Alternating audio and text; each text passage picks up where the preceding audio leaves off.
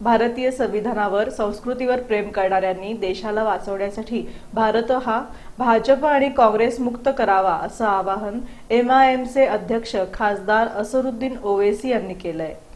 सोलापूर लोकसभा मतदारसंघातून वंचित बहुजन आघाडीचे उमेदवार ॲडव्होकेट प्रकाश आंबेडकर यांच्या प्रचारार्थ पार्क मैदानावर झालेल्या सभेत खासदार असदुद्दीन ओवैसी बोलत होते। पुढे बोलताना ते म्हणाले की काँग्रेस नेहमी मुस्लिम, दलित, धनगर, ख्रिश्चन, कोळी, गरीब, कमजोर आदींचं दोन्ही बाजूने नुकसान करत आले। 70 वर्षापर्यंत मुस्लिमांनी काँग्रेसला साथ दिली, मात्र काँग्रेसनं मुस्लिमांना नाहक तुरुंगात डांबलं, एन्काउंटर केलं, खोट्या केसेसमध्ये अडकवलं।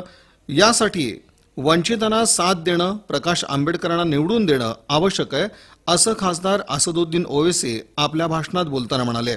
दिल्ली में जाकर non Congress non BJP government को बनाएंगे इंशाअल्लाह ताला। No Modi no Rahul, only new people will come इंशाअल्लाह ताला। और लोग मेरे से पूछते ये कॉन्फिडेंस तुमको कहां से आ रहा? मैं उनको बोल रहा हूं ये हवा जो चल रही है ना, ये हवा को देखकर और हम और बीजेपी आरएसएस में फर्क ये है कि हम हवा में सूंघकर बोलते कि बारिश होने वाली है, आरएसएस मोदी भीग के बाद, कपड़े भीगने के बाद बोलते बारिश हो। मेरे भाई, आप अंदाजा लगाइए कि कैसे होम मिनिस्टर तुम अपने शहर के बच्चों को नहीं बचा सके। ॲडव्होकेट प्रकाश आंबेडकर यांनी यावेळी आपली भूमिका स्पष्ट करताना सोलापूर आणि अकोला या दोन्ही ठिकाणी आपण निवडून येऊ असा विश्वास त्यांनी व्यक्त केला। भाजप आणि काँग्रेसची जाहीरदारी आपण संपवू। आरएसएस कडे AK-47 मिळाल्यानंतरही सुशीलकुमार शिंदेंनी गृहमंत्री असताना काहीच केलं नाही, मात्र आपण सत्ता आल्यानंतर आरएसएसला बंदिस्त करू अशी प्रतिक्रिया त्यांनी व्यक्त केली। मी कधी व्यक्तिगत दुश्मनीमध्ये जात नाही, कमरेच्या खालचं राजकारण करत नाही, पण कमरेच्या खालचं राजकारण करणार असाल तर याद राखा, मी मध्ये म्हणालो होतो की काही गोष्टी ज्या माहिती आहेत त्या दडलेल्या बऱ्या आहेत। लिमिट क्रॉस करू नका, नाही तर आम्ही सुद्धा लिमिट सोडल्याशिवाय राहणार नाही हे असताना सुशील कुमार शिंदे पुण्यामधली असणारी मागासवर्गीयांची जागा,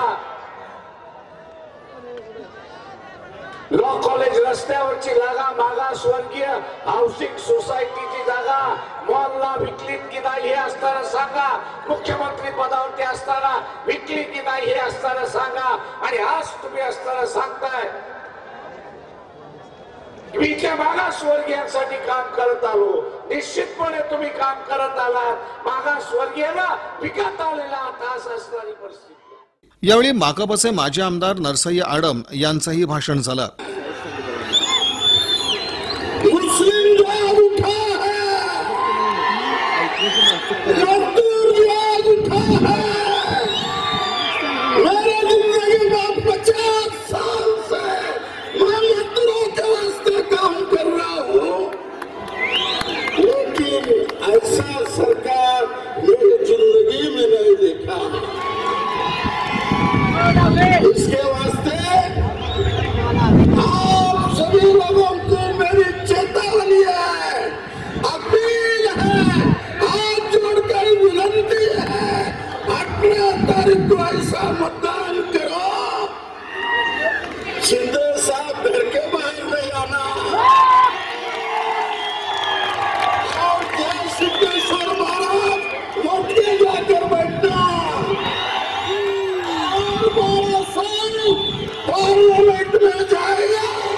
यावेळी व्यासपीठावर आमदार वारिस पठाण, आमदार इम्तियाज जलील, लक्ष्मण माने, गोपीचंद पडळकर, एमआयएमचे शहराध्यक्ष तौफिक शेख, सुजात आंबेडकर, चरणसिंह टाक, फारुख शाब्दी, प्रकाश शेंडगे, आनंद चंदनशिवे, रवी गायकवाड, बाळासाहेब बागमारे, अजित गायकवाड, कुणाल बाबरे, दशरथ कसबे, अविनाश बनसोडे आदींची प्रमुख उपस्थिती होती।